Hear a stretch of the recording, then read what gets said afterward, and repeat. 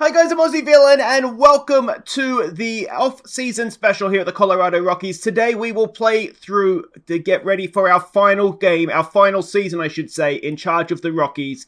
And looking to finally, I don't think we've got past the wildcard game yet, have we? We may have got past once and then lost to the Dodgers in the divisional series, but next season's the year. I know it is. I can feel it in my bones. That is going to be the season that we get, that we can get into, well, at least get to the World Series, if not win it.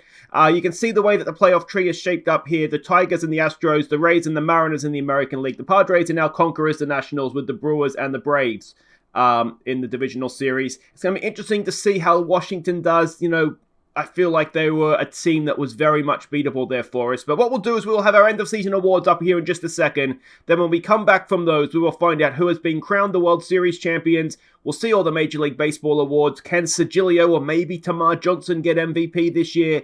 And then it'll be free agency, and we'll ride it all the way through to spring training. So, well, let's go to these end-of-season awards and get the show on the road.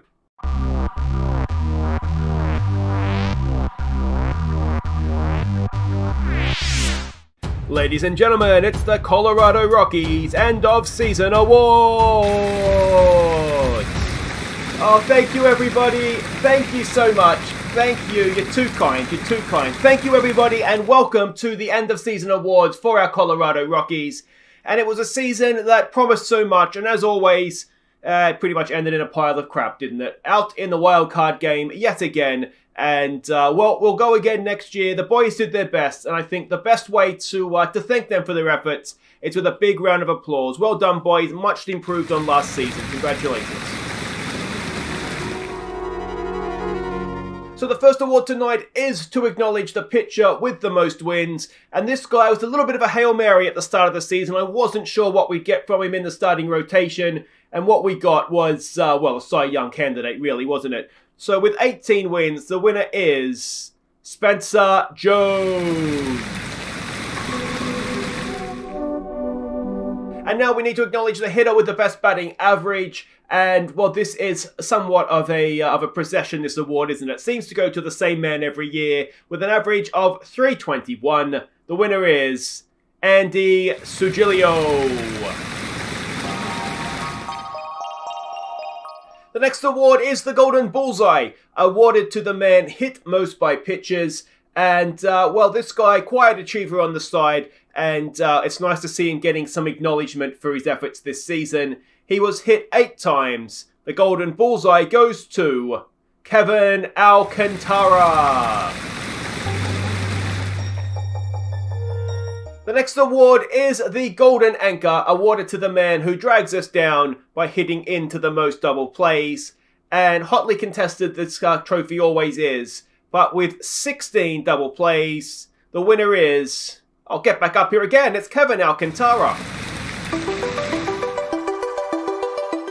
The next award is the Golden Boot, awarded to the pitcher who has issued the most walks. And, well, we've already seen this man up here once tonight. He was brilliant for us. He's looking for a clean sweep, it looks like, of the pitching trophies with 74 walks issued. The winner is Spencer Jones. The next award is the Golden Glasses, awarded to the batter who has struck out the most this season. And with 140 strikeouts, I think it's a new winner of the award. The winner is Andy Sugilio. The next award is the Golden K, awarded to the pitcher with the most strikeouts. And with no Robbie Ray, well, this award is up for grabs. And with 221 strikeouts, the man who grabbed it was... It's Spencer Jones.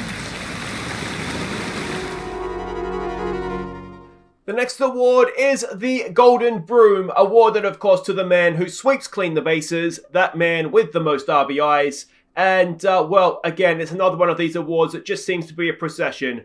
Once again, this man led the National League in RBIs, 129, and the winner is, of course, it's Andy Sugilio. The next award is for the pitcher with the best ERA. And, well, ERAs tend to not be our friend here at the Rockies, do they? But this man did well.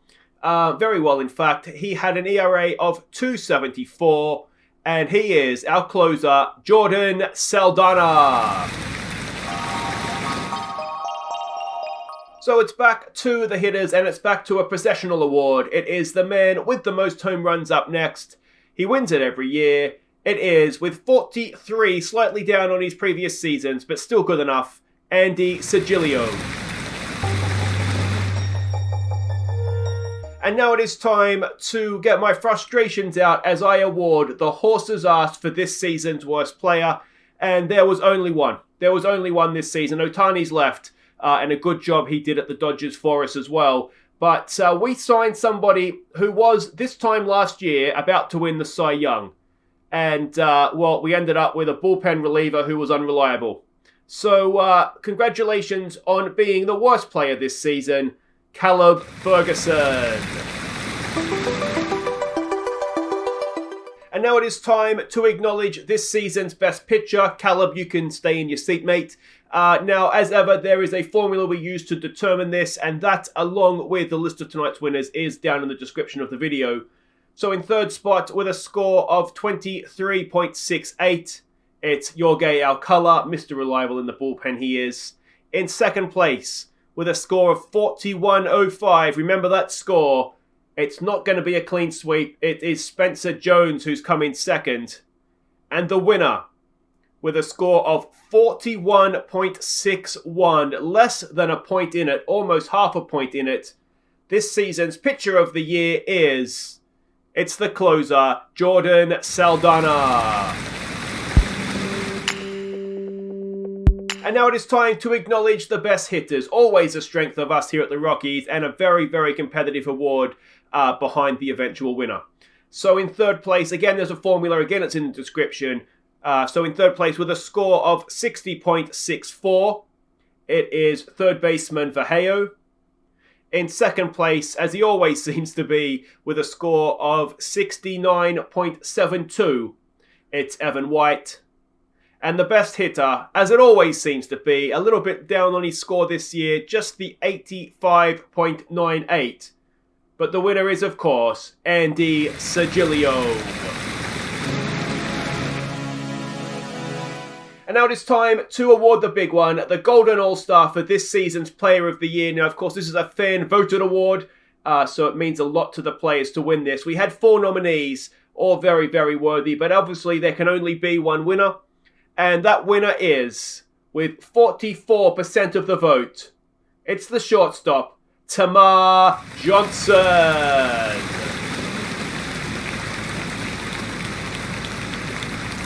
So there we go. Congratulations to Tamar and the rest of the winners this evening. It was a season that promised so much but delivered so little in the end. And next season, hopefully, we will be going a little bit better and finally making a mark in the postseason. So thank you everybody who's come out tonight in the auditorium. Thank you for you watching at home. And I look forward to seeing you all back again next season as we go for Season 7 at the Rockies. Lucky 7, hopefully, when it comes to winning a World Series. Good night, everybody. Enjoy your evening. Thank you. So there we go. End of season awards are done, and it is the San Diego Padres who are World Series champions. Now, they were 2-0 down against the Nationals, came roaring back in that one, smacked the Brewers, and then got the better of the Tampa Bay Rays in the World Series. So, yet again, it is a team from our division that has gone to the World Series and then won it. It's becoming annoying. It just goes to show if we can get there, then there is hope. Now, one question I did pose last episode, and thank you for the people who did respond in the comments, was regarding Bruce Crabb. What do we do with him? Ultimately, I've decided I think we do need to keep him, basically because he's been a good manager for us. First season, of course, we were rubbish, and we've come bouncing back very, very quickly indeed. So he has done well for us, but yeah, it's not with any great confidence that I'm keeping him, but I just think the thing with out-of-the-park baseball is you never know what you're going to get. It's a complete, shot in the dark if we were to hire somebody new, and I don't really want to take that risk. I think we're going to stick with him and hope that we get the job done here. So this is the beginning of the off-season. I think it's an arbitration that's up next, or a Major League Baseball awards, I think. So we'll be back for Major League Baseball awards, starting with, I believe, the Golden Gloves are up first. I've got $60 million tied up in rubbish pitchers. How am I going to strengthen the pitching? Hello? Caleb Ferguson, what's up, mate? You're voiding the last year of your contract. No, mate. Why? Why are you doing that? Test free agency. Smart, mate, smart. Yeah, look, I tell you what, the way you performed this season, I imagine teams will be queuing up to pay you more than $19 million a year. So, there we go. Is this a sign that our luck is maybe just on the turn here? Caleb Ferguson has voided the last year of his contract. He's opted out of it to test free agency. What an idiot. There is no way anybody's... We've got $19 million to play with now. He was horrible last season. Absolutely horrible. He had a negative WAR. He was horrible. So, could not be happier. He's got high greed. Maybe that's the reason why. But to be honest... He won Cy Young last season. Maybe he thinks that that'll play in his favor. Maybe it will. Maybe somebody will see him and be like, yes, you know what we need in our club is somebody paid $20 million a year with an ERA of over 6. But that's not us, and that is absolutely massive. Now we've got new owner goals here for next season. Reach the playoffs. Upgrade at center field. Now that's Alcantara. Could we do that? I mean, he's very good defensively, but the bat isn't always the best. Bring drafted players into the team. We're doing that, and build a team that can bring home a championship in the next 6 seasons. Well, we know we have 1 season left before the new out of the park baseball comes in. So that is kind of what it is. We've got $160 million to spend on payroll. We've got some staff leaving, which is fine because we've already kept the guys we wanted. And off season begins, which brings us to arbitration. So let's go and have a quick look at that. The Dodgers have sacked their manager. Now this poses a question of would he be better than Bruce Crabb? He has restrictions on staff and lineup, so no, never mind. He will not be coming in. What are we doing? Arbitration. Let's have a look here. Kawhi 5.5. I'm okay with that because I think he's going to be in our starting rotation. He did come back well last season. Alcala, I'd like to keep him depending on what his injury situation. I'll tell you what, DeJesus for under $1 million is a steal. Tice for $2 million. I think we're okay with that. Fernandez, I'm okay with that. And Tapia for 2.2. Again, he's a very, very good backup outfielder for us. Ferguson, we know, is leaving. Ryder Jones looks as though he's on his way out. He had one brilliant season, didn't he? And he just never recaptured that form. So, unfortunately, he has been an all-star. It just goes to show how wonderful that season of his was, doesn't it? So that's arbitration. Awards are upcoming, so we'll be back for those. All right, let's get on to these Major League Baseball awards. We do start with the Golden Gloves. We can see the first American League side of things, all the winners there. A lot of Tigers. Look at that. Detroit Tigers absolutely running the show. And let's have a look at the National League side of things. We had Evan White at first base win a Golden Glove. Tamar Johnson at shortstop, and that was it, although 2's not bad. It is a first Golden Glove for Evan White. He's an elite first baseman. He's just an elite first baseman, isn't he? So that's excellent news for him. Well done, Evan. And Tamar Johnson, a first of almost certainly many, many Golden Gloves at shortstop for him. And that is, I think, the Golden Glove of all Golden Gloves, isn't it? He's a wonderful player. He will be, I suspect, an MVP at some point in his career, perhaps. Well, I don't know if you need to be a bit, maybe more of a home run hitter, but he's brilliant.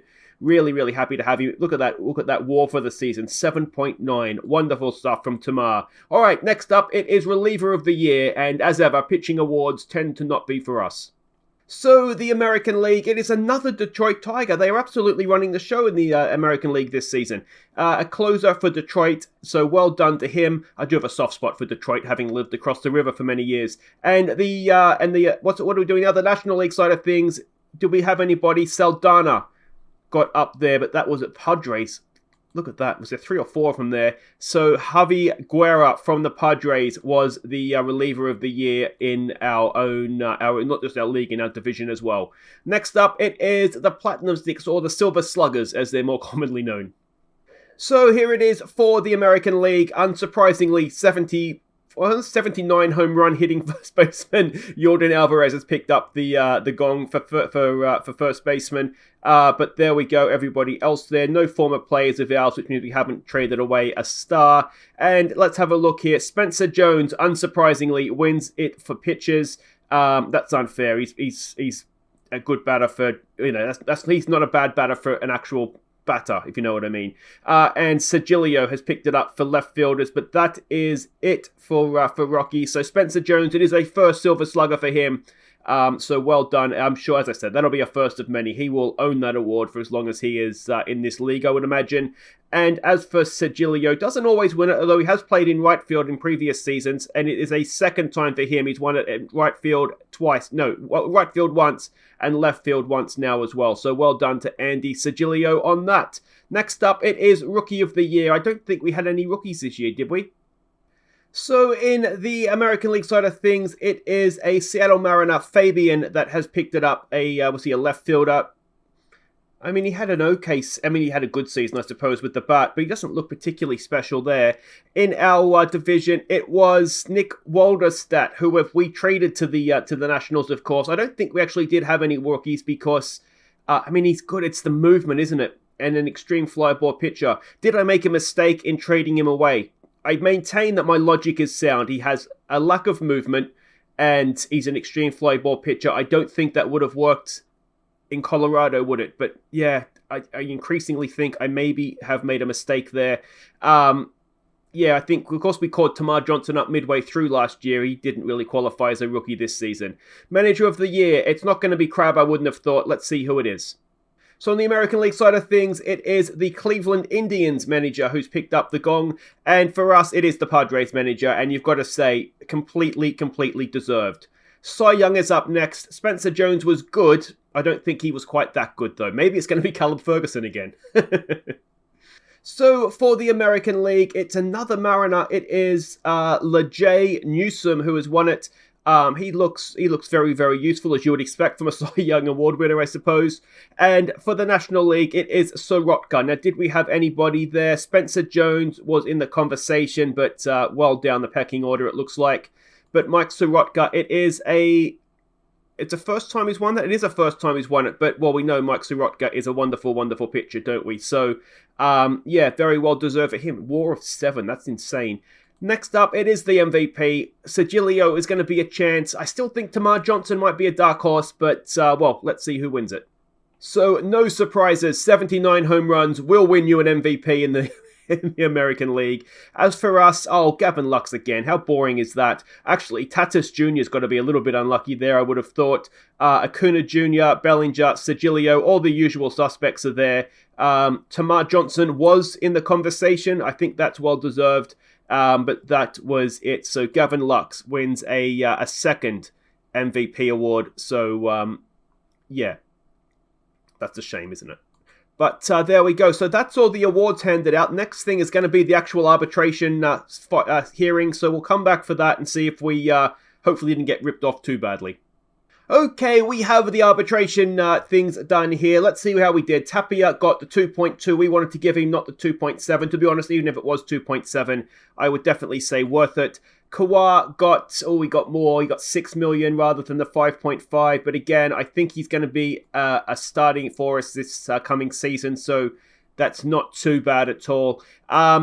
De Jesus got a little bit more than ideally we would have wanted. But again, he was absolutely brilliant for us last season. So I'm okay paying that. If we go up to Junior Fernandez, he got more than what we offered. Again, 3.5 is not too bad, even though his ERA doesn't look great. Neither did his whip. He was actually, I think, better than that. His FIP was way, way down. So I think he's maybe been a little bit unlucky there with those stats. Alcantara has got... what's he got here? He's got what we offered. No, he's got it's got in favor of the player. So he's got 3.2. Again, Alcantara's been superb for us. And Ty Tice, he has got... again, he's got more than... what we got ripped off a little bit there, didn't we?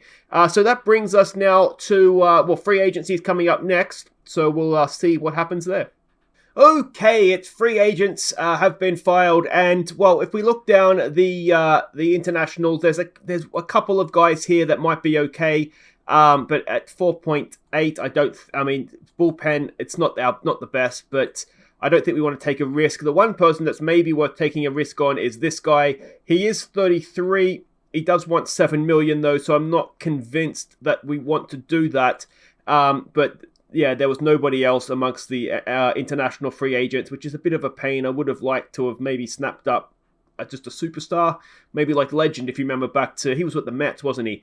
A trade proposal from these guys, I tell you what, Tamar Johnson is going absolutely nowhere. And that brings us, of course, to free agents from MLB. Jordan Hicks is a free agent. Interesting. 11 million, less interesting, but we'll keep an eye on him. He would be a nice little addition to the bullpen, wouldn't he? Caleb Ferguson. Oh, Caleb. Is there anything else here? Now, we did need to try and improve at center field. I mean, there's no one here that is outstandingly, we must have them. A 31-year-old that's wrecked, I'm going to say, nope, we've been burnt by starting pitchers before. Musgrove, now his condition is okay, but again, he's 32, he wants 26 million. I'm going to say probably not. Yeah, so, I mean, it doesn't look as though free agency is going to be our friend this particular offseason, which is, given that it's possibly the last one, is a little bit disappointing. Edwin Diaz is available for 3.8. He's a fly ball pitcher, which wouldn't really work for us necessarily, but that is perked my interest for 3.8. That's not a huge outlay, is it? Tanaka, we know we've already got an eye on. Ferguson, you muppet. Eloy Jimenez. Now, could we play him left field? Could we move Heron into center field? And could we have, him going into left field? That, again, perks my interest. He would be a lot of power in the lineup too, wouldn't he? Not that we need that, but if we're not going to be able to strengthen the pitching, then we just have to make ourselves completely unbeatable with a bat. Eloy Jimenez is interesting, though. Anybody else there? It doesn't particularly look like it. Now, of course, it dawns on me now that I always get to this point and say I was going to do the whole thing today, but we ran out of time. So leave this with me. I'll have a look around, see what we can get. And if the episode continues, it's because I've been able to squeeze it in. I have no idea how long I've been going for already. And if I cut in and end the episode, then I've taken too long. Well, Bruce, as you know, our pitching staff, it needs some work. We just concede too many runs. So, I've addressed the issue. You'll be happy to know. I've signed a power hitter. We'll just score more runs. That's right, we have signed Eloy Jimenez. He is officially a Rocky, and, well, let's hope he does wonderful things for us. We've signed him. It's a $19.5 million, but basically spent the Caleb Ferguson money on him. If we have a look at his contract, it's a one-year deal. He could opt out after this season, but again, it is a little bit, maybe, a little bit unrealistic, but we know that this is it, the last season. It doesn't matter if he opts out after this year, because our time at the Rockies comes to a close. He is going to be, hopefully, though, a nice little addition for us batting. I'm thinking, I don't know if we bat him at 4 and we bat Sugilio at 3, maybe. Move Evan White down to 5. I haven't really figured out the lineup yet, but it's going to be it's going to be a nice lineup. My plan here is that he will play left field. We'll move Sugilio back over into right field for next season, and Jimmy Herron he'll play out in center field. So that's the plan. Whether it works or not, we'll see. We're losing a little bit defensively in center field, but we're gaining a lot, I hope, anyway, with Jimenez's bat. Alright, it is Rule 5 draft time, and a little bit like last season, we won't be taking part. There's no one there that's going to make us instantly better. There's a couple of our guys that we might lose, but to be honest, I'm not too concerned about it. We've sort of protected everybody that we want to be protecting. So yeah, Rule 5 draft is not going to be something that takes any sort of role in Colorado's season.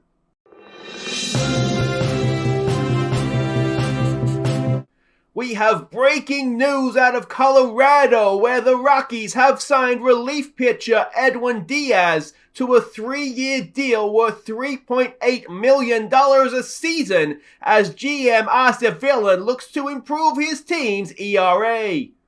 So there we have it. We have signed Edwin Diaz for it's a 3-year deal overall, but obviously only one season that particularly matters to us. $3.8 million. Now, obviously, it's blatantly obvious to everybody. I'm no expert, but this seems a really, really good deal for us. He's a two-time All-Star, maybe crucially not for the last 2 seasons. Reliever of the year 2 times. Again, just 2 seasons ago, he was reliever of the year. Last 2 years, perhaps his ERA hasn't been the best. He does lack movement. He's a fly ball pitcher. That all goes against him, I suppose. But last season, his whip was only 1.12. So, I mean, even if he is going to give up some home runs, which he gives up 1.4 every 9 innings, which doesn't seem horribly bad.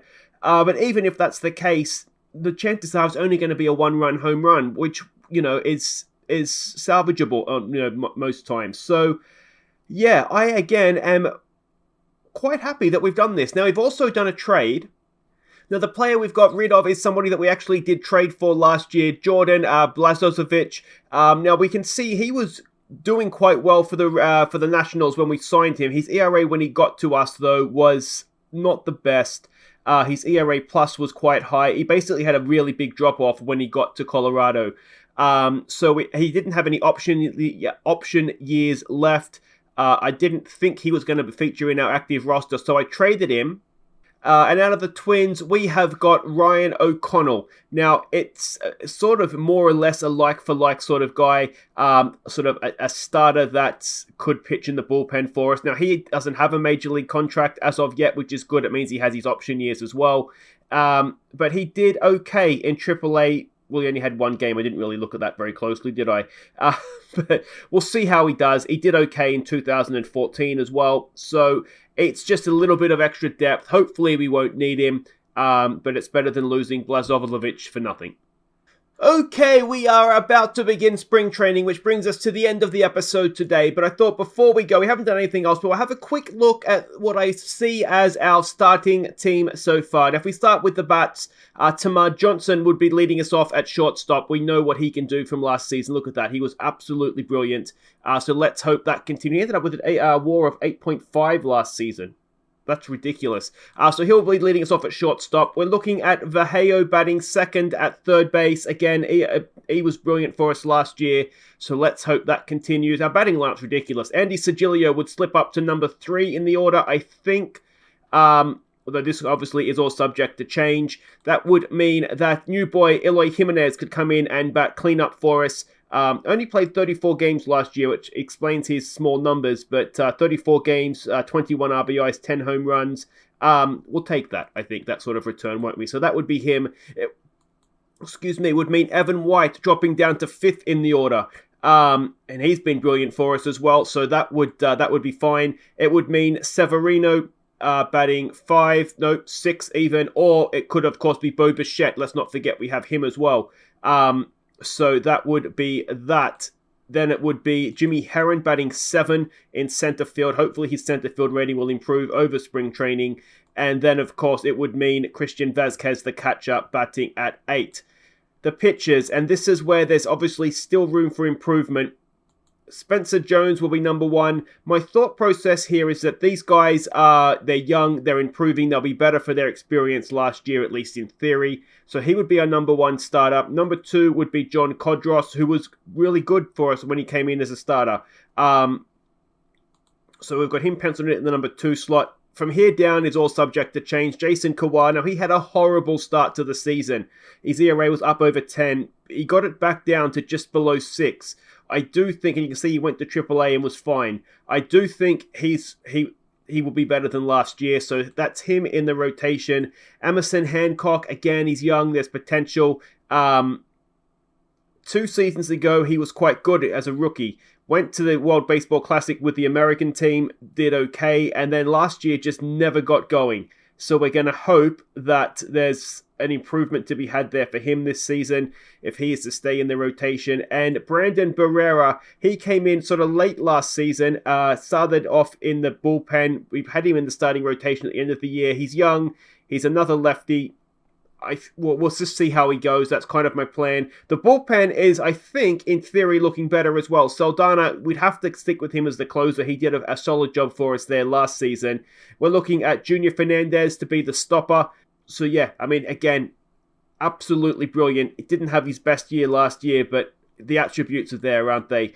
The 2 setup guys, we're looking at Edwin Diaz, another of the new guys, And the other setup guy we're looking at right now is someone who did the job last year for us in Durban, Feltman. Again, he was rock solid last season. The middle relief, we're looking at De Jesus. Again, rock solid for us there last year. No need to change him. Ty Tice, who was not quite rock solid. The reason that he's staying in is because he is considered, as you can see there, a team leader.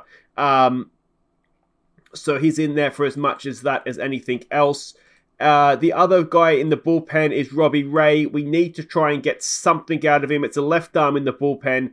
I've tried trading him. I've tried putting him on waivers. Nothing is working. So we're going to be stuck with him. And who in their right mind would take $18.6 million for Robbie Ray at this point? So he's in the bullpen. The two long relievers, we're looking at Ryan Rollerson. Again, was absolutely brilliant for us when he came into the side last season. So no need to change that. And Jorge Alcala, who has never let us down, though his injury to his rotator cuff has maybe taken the edge off of him. But his career at the Rockies, he's never let us down. So he at least earned the chance to get the start there. So that's the team as I see it. We could maybe do something in the starting rotation. I'm wondering if maybe we have Vallejo, but other infield options, of course, is Bo Bichette and also Drew Bowser. Now I'm wondering if we could sacrifice one of those three and maybe get in a starter.